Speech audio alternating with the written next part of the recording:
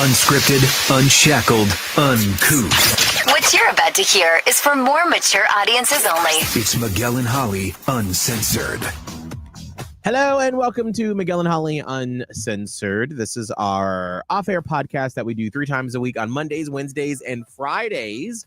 You can obviously listen to it like you are now on the iHeartRadio app or any of your listening platforms. You can also watch it go down live. When we do it, we record it around 10:30. You can see it on the Miguel and Holly Facebook page or our Miguel and Holly YouTube channel. And since this is our last podcast of the year, if you're traveling over the next 2 weeks, make sure to check out the other podcasts. If you're at the airport or driving, Miguel and Holly's Full Show, Miguel and Holly's Blown Off, Queen City Confessions, Am I the A-Hole? So many different podcasts that you can dive into if you have not already. And finally, don't forget, we have our Miguel and Holly fam / Platypus Posse Facebook group that you can join. And I'll be putting a post up here probably the next couple of days asking you to give your thoughts, constructive criticisms, suggestions for the podcast, for the show, because we do it for you. And we want to make sure that we're on the right track. So with it being the last show of the year. Oh, gosh. Holly, what do you have planned for the next 2 weeks? Sleeping in. God, I just love sleeping in and just going to bed whenever. Like I think my natural rhythm would have me in bed between 11 and 12 and waking up between 7 and 8. It would just delicious. I think that would be lovely for me. But anyway, so over the next couple of weeks, first of all, this coming weekend, Maya, my daughter, has dance recitals, plural. And I'm a little like, I love the place where she goes, but it's a little much, I feel, to have both weekend days right before Christmas taken up with recitals. It's a little much. I don't even mind that it's 3 of them now, because it used to only be 2 recitals. Now it's 3 in the winter. But both days, right? It's the right before Christmas part that it's a little rough, because I'm like, I got nothing. I need to do a lot before Christmas, and now we've got 2 days that are recitals. I told Maya, I'm like, I'm not coming to the Sunday one. Just heads up. You said bye. You'll be on your own. She will. I'm gonna drop her off, and I'll be like, well, I will see you in about 3 hours. Peace. Because I need that time. Like, I'm gonna go home and like wrap like a crazy person, because I don't have anything wrapped, nothing. And there hasn't been a time in December to do it. So I'm just going to try to do what I can. Also, same reason I haven't made my cookies yet, because there's not been a time in December to do it. Because the only weekend that would have been free enough to do it would have been on like Saturday, December 7th. You can't make cookies on December 7th and expect them to still be there at Christmas to be delightfully enjoyed. They're either going to be eaten or stale. So on Friday, I will be planning the cookie day, my Italian biscotti cookies, some other Italian cookies that I discovered this year. My mom had a recipe for, maybe some gingerbread, baking day Friday. And then I actually have my daughter for Christmas Eve this year, which wasn't supposed to be the case, but due to a series of things, it worked out that way. And I'm excited because I love having Christmas Eve into Christmas morning with her. We read the night before Christmas. It's a tradition. And so I'm very much looking forward to that. And then, let's see. And so then New Year's is going to be my birthday. And I will do the same thing we do every year. I have Maya, and we go out to a hibachi on New Year's Eve, celebrate at home. I don't know. Did I make plans on New Year's Day? My fiance and I were trying to book all of our dinners. So now that we have Maya on Christmas Eve, we were like, well, where are we going to go because he and I were going to go to a fancy like Christmas Eve dinner. And now I don't think we're going to do that. But we are going to go. Did I make a reservation? I made a reservation on my birthday, the 1st. So we got hibachi the night before. And then on the 1st, we're going to go to this nice Italian place in St. Pete for my birthday. So we can get dressy and fancy and stuff. So that it's just going to be really nice. We may have a little hotel stay, which is be a nice getaway. So, No, and like- then Is yes, it and- all three of you, or is it just you and your No. fiance? would it just be me and my fiance? It's just you and Because- your fiance in a hotel. That hotel, you know what, is different. Yeah. Use all the towels. Because she's going to be spending some time with her dad, obviously. So she's not coming. But you know, But you- never mind. Yes, Uh, that. Yeah. Alright. So I'm excited. Mhm. So wait, Holly, what are you most excited about? Your birthday dinner at this fancy place on January 1, or going to this hotel and getting some? Hey. I mean, dinner is always nice. Yeah, who doesn't love dinner? But Yeah. that other one's going to be real good. Yeah. That's what I'm talking So about. it's going to just be a very joyous, relaxing, fun-filled time. Fun filled. We like to see it. We I love love to fun see it. filled. Before we move on to anything else, because I do have a question for you, Holly, I have to acknowledge this because I forgot. First, I want to say happy belated birthday to Amy Gordon. She turned 50, I believe, earlier this week. Ooh. Happy birthday. And she also sent me a gift here to the radio Hi, station. Amy, that's cool. She said, Miguel, share this on the next podcast. I love you guys. Happy holidays. Love, Amy, Tampa fan member. And it is a Hidden Valley Ranch Oh. ornament. That is sweet. That's a delight. You're going to put that on Yes. the tree, yes? Absolutely. Mhm. So thank you very much, Amy, and happy belated birthday. Thank you. I love that. Mm. And I apologize because I got this on Monday, but Monday's podcast, just Monday in general, was a blur. Monday in general was absolutely nuts. The video we did of us talking about that lady who like rejected my hug, I look so tired. I was like, I have not seen the bags under my eyes look that heavy in a long time. I if showed ever. that video to my fiance, and as I was watching it back, I was like, "Oh God, we both look terrible. Like we didn't look good at No, all. that was I not our don't even best look. know. Yeah, it was. I mean, Friday and Saturday, all right. Like Saturday, yeah, we were tired. But it was Sunday.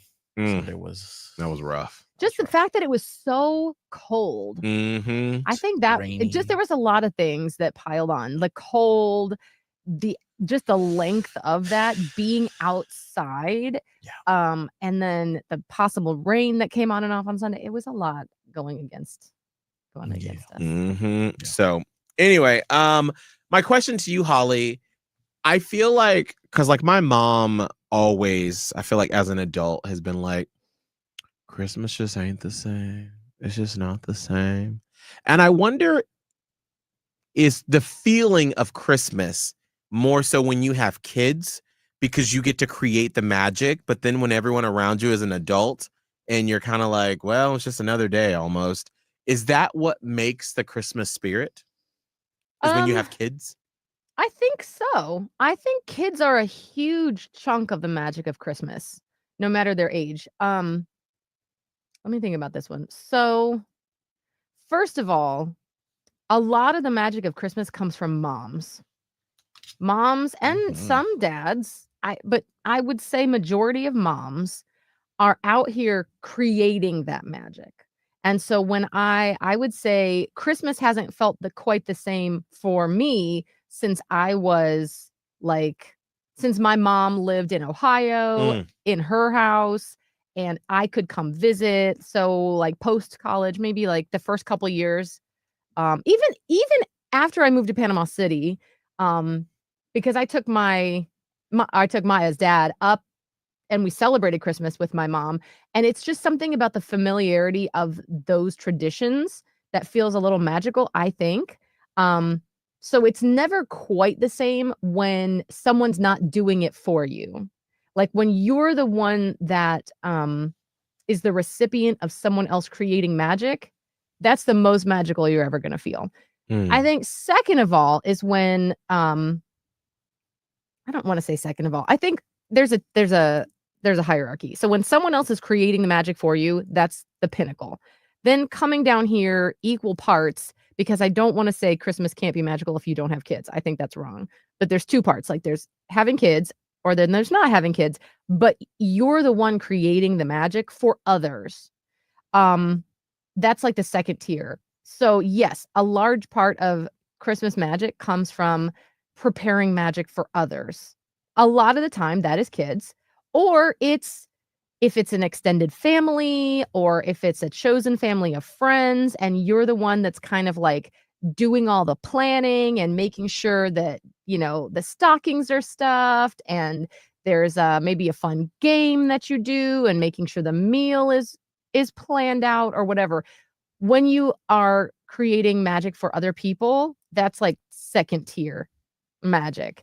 And then if you get into a phase of life where maybe you don't have a lot going on, maybe you are, you're just going to keep Christmas real quiet and you're not doing a big hoorah, maybe you just put up the tree.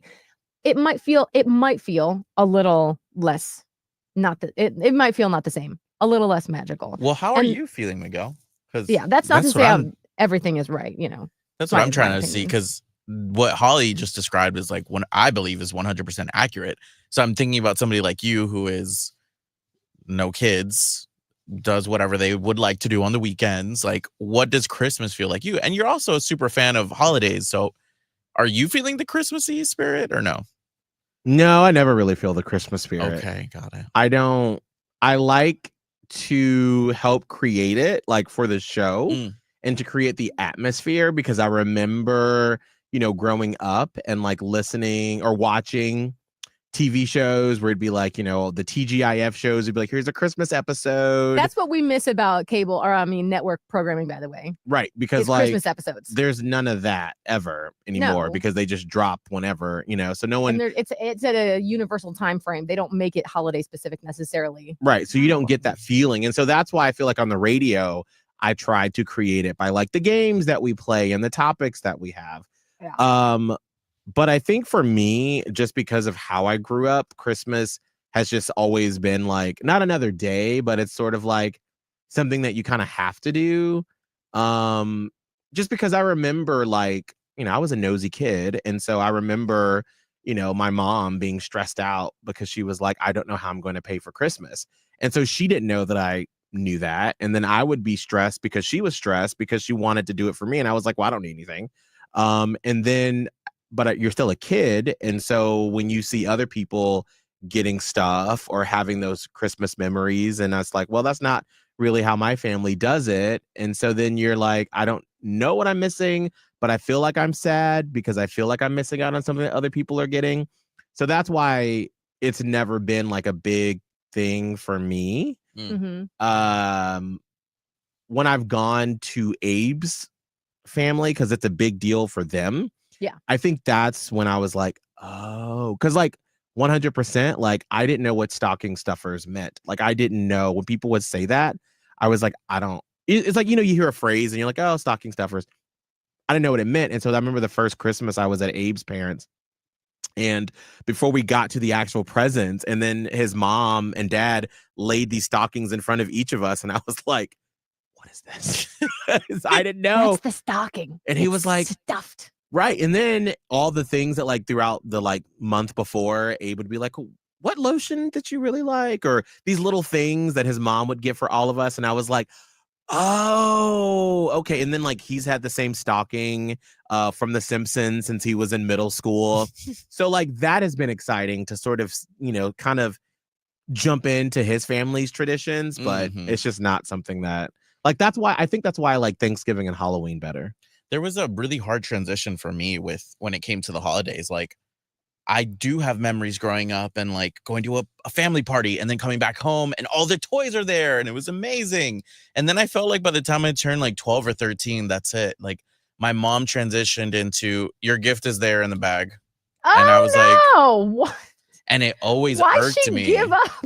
it always irked me, and I'm aware, like, some kids get absolutely nothing. They get fucking tossed to the side, you know? Like, people have it way worse than me. I 100% am aware of that, but there was just something about having that transition of, like, I guess, well, you're grown now, so your gift is in that bag, or She your got gift is tired. right there on the table. She's like, I'm tired. I'm not doing it anymore. I'm Right. tired. I'm not doing it anymore. And I remember it was always such a fight for me. I explained to her specifically, like, I don't appreciate that. That's so Oh. mean. Like, I don't. What did she say to that? She'd be like, but you're grown. Like, it doesn't really matter.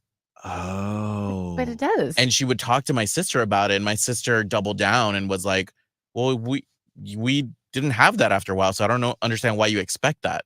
So of course it was always 2 versus 1. Like, they were like, well, yeah, we didn't do that anymore. You're already an adult. What's the point?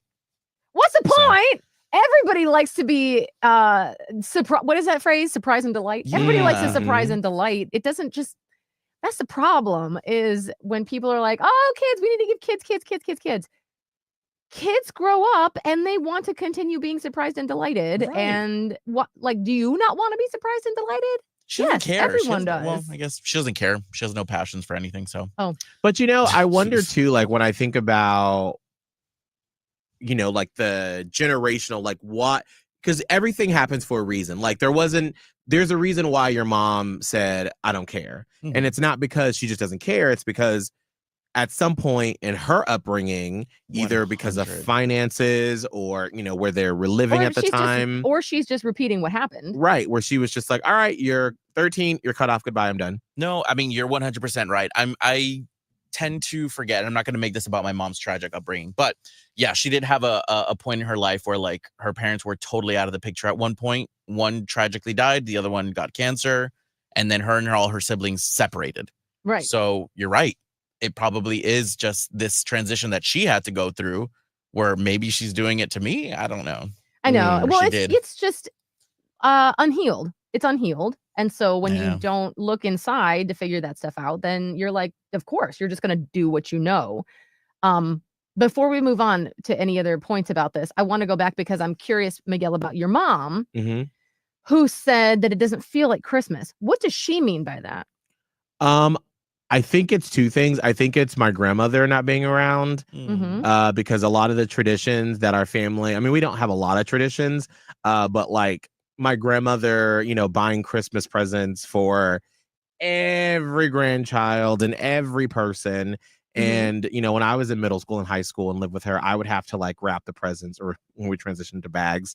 But then when I went to college, my mom moved in with my grandmother, and then that was her tradition. And so, and I forget sometimes that my mom and grandmother lived together for almost 20 years. Long time. She was Yeah. a caretaker. Well, when I went to college. And so she would like bake these lemon cakes for all the grandkids that she would bring. And so Those were great cakes. mhm, I had several years worth of lemon cakes. I would always bring them back down from Atlanta. And so I think Mhm. as an adult for my mom, that sort of became her Christmas tradition with my grandmother. And so I think that, and then I think, with me growing up and getting older, and also too, just me, like, I think because of how I grew up and not putting importance on Christmas, like I would be like, well, I'm not going to come home for Christmas this year, because I remember the first time I missed it, I was in college, and I think I was my junior year because I was working at Clear Channel Savannah. And I was like, well, I can be a board op, that's just the person that runs the radio station, make sure everybody stays on air during Christmas. And I wanted to make a good impression. And so I decided to just stay home during that, 2-week break during college. And so that was the first time where I was like, all right, well, here I am by myself and I'm okay with it. You And were so okay with it. I was okay with it. And so I think that all of those things sort of melded together has made her be like, and then I think, and this is getting way in the weeds, like it could have been reborn with my brother's kids, Right. but then just drama, Your brother. my brother drama, that sort of, my mom never got to be like a grandmother in that sense. Yes. Because Randy, Mhm. Dave's father, has commented. My and said, father-in-law, yes, he said it helps a lot having kids around at Christmas. right? And I stand by that. Like I said, you don't need to have kids to have a celebratory Christmassy feeling, but it helps a lot because you're making that magic for someone. And when you're making the magic or when you're having it done to you, like you're a kid, it's like extra. So the fact that your mom didn't get like that traditional grandparent role, like she would, could have modeled Christmas how your grandmother did, having done it with her, but didn't get that chance. And so she's just broken on that. That line is broken, and she doesn't have anybody to create the magic for. Right. And so I think that's probably a little bit why how like behind the scenes, we've had consultants tell me for years now, like, stop surprising Holly and whoever, Kelvin now or Scott in the past, on the air with things, because I love surprising. And I think because I didn't get it a lot, and so I love seeing people's faces. And sort of like Oprah when she used to do it on her show all the time, and she notoriously was like, do not surprise me. I don't like surprises, but she would love surprising other people. And I absolutely love watching Holly's face when I get to do something for you and you're like, oh my God, it's so unexpected. Or with Kelvin, like that brings me so much joy. Whereas if someone does it for me, then I get awkward and I'm like, why did you spend all this time and energy? Now I'm stressed the fuck out. Because that's your trauma. That's your trauma. Because I'm like, don't do it. Yes, you also deserve it, by the way. You do, but I understand that awkwardness of not knowing how to give, because there is an expectation when you surprise someone. You want them, like Holly, I think, reacts the best possible way when you surprise someone. It's very like appreciative and excited and overjoyed. Whereas for me, I'm like, oh, thank you so much. I didn't get surprised a lot, honestly, growing up. So for me, I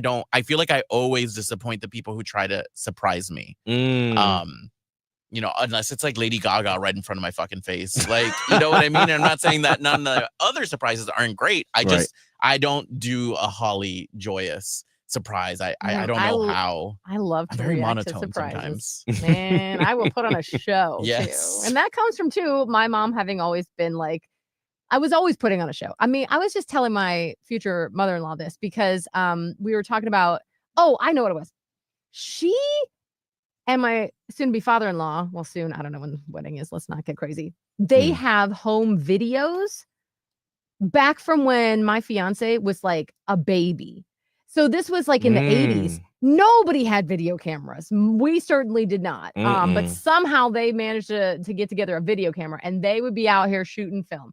So the other weekend, we were sitting there watching a bunch of my fiance's baby videos, and like, my daughter and his daughter were like giggling, and they were like, wait, that's you. And it was so lovely to see all of this. And I was like, this is really fantastic. I don't have anything like that, so I can't even compare it. I have like dance recital videos, but I'm like literally on the stage. You can barely see me.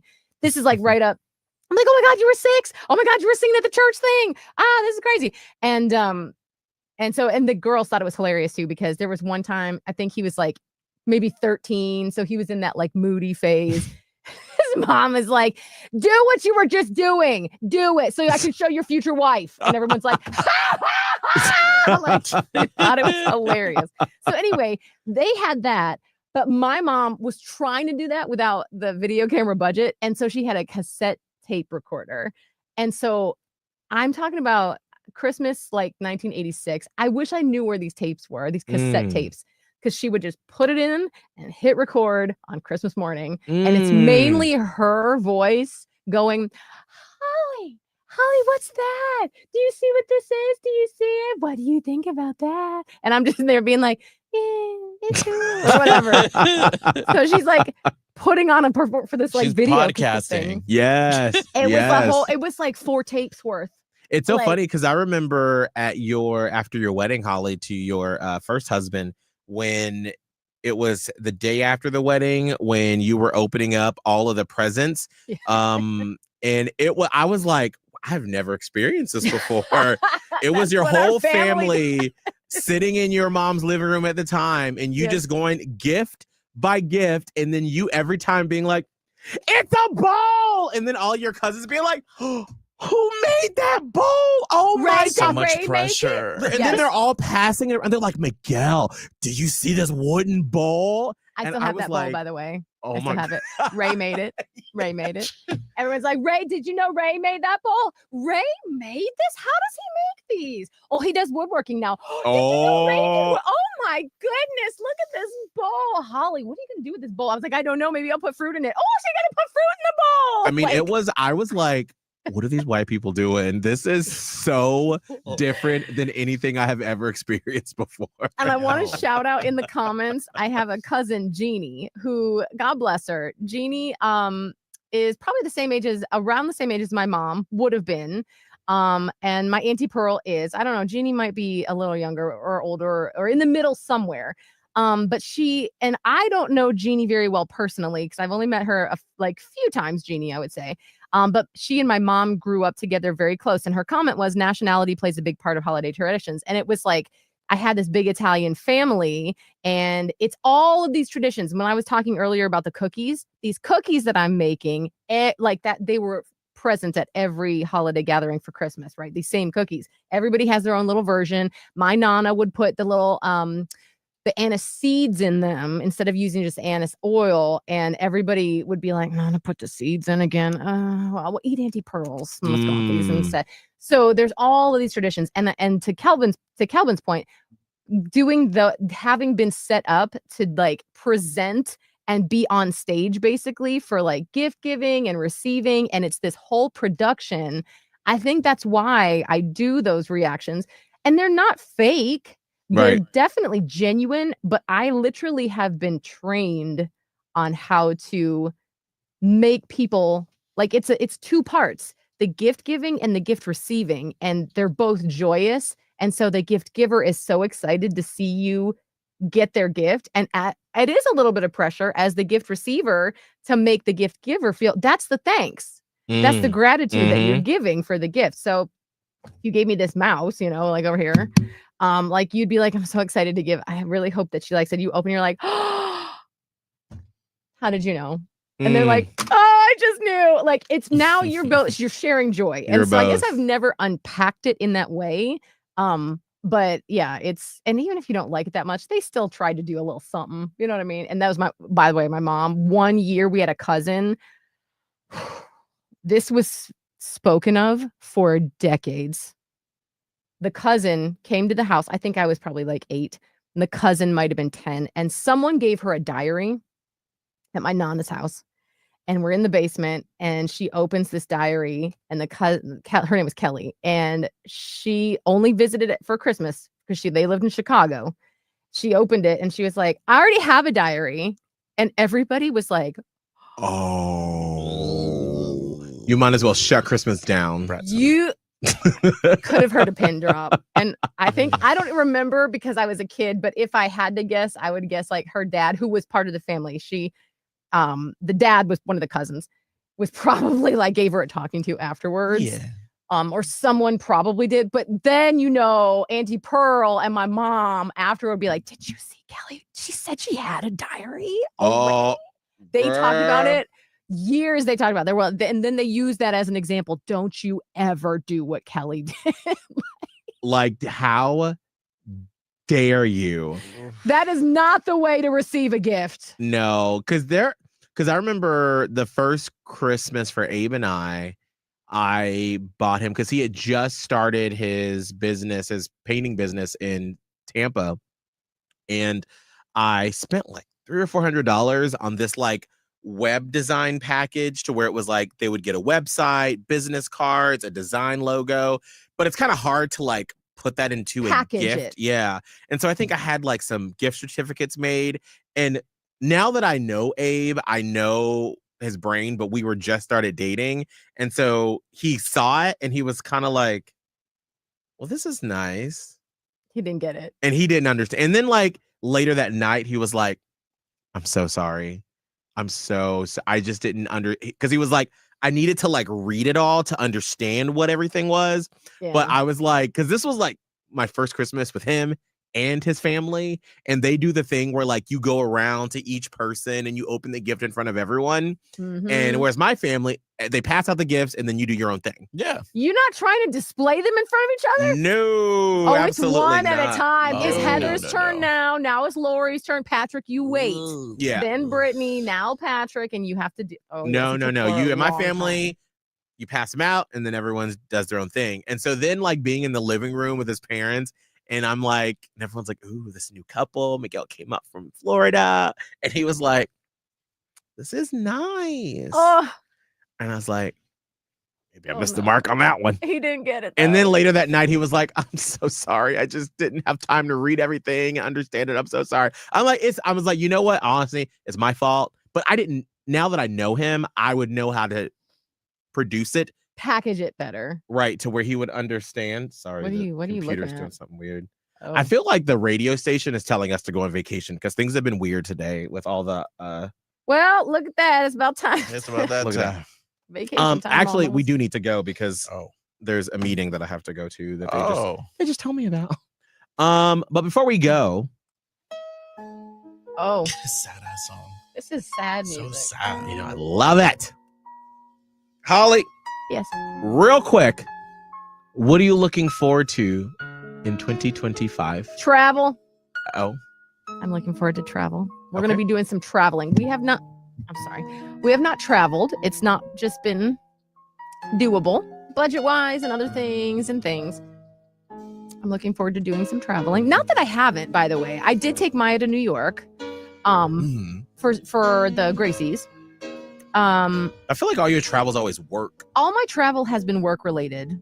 So I'm Or doing local. some Mm. local. So doing some pleasurable travel in 2025. That's what I'm looking forward to. And by pleasurable Oh, travel, got a pleasure. she means she wants away your cousin. My cousin Jeannie. Um, It's fine. She She wants watches every single around the podcast. world. Oh, God she bless. knows. She She knows. knows. She an She's adult. getting that pleasure. Holly's right Oh. around the world. Oh my goodness. Okay. Okay. Kelvin. Same thing. Traveling. I feel like I have not truly traveled to places that I want to go see. Mm. The last time I did that, I felt like was the year of 2019, and I want to redo that. So this year, baby, we're going to Coachella, and I'm super excited about that. Wow. I'm gonna look into a cruise because Miguel #influenced me, so I'm gonna look into that. We're gonna make money moves this year. No more being broke, so we're done with that. Love it. That's it for now, and obviously getting married. Yeah. Hey, oh, obviously that's a big one. Huge. Yeah. I'm Miguel. looking forward to I'm going to Europe for the very first time.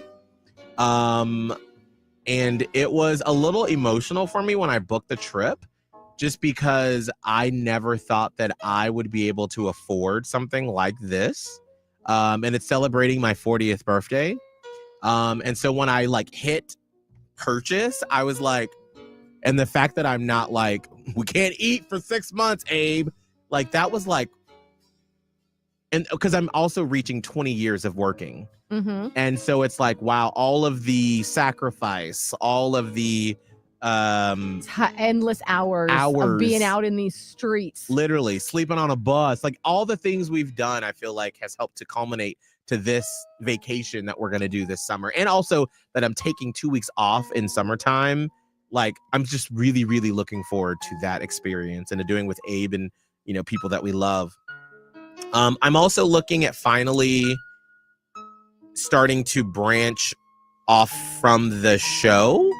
And what that means is finally spending some creative energy on projects that I've been wanting to work on.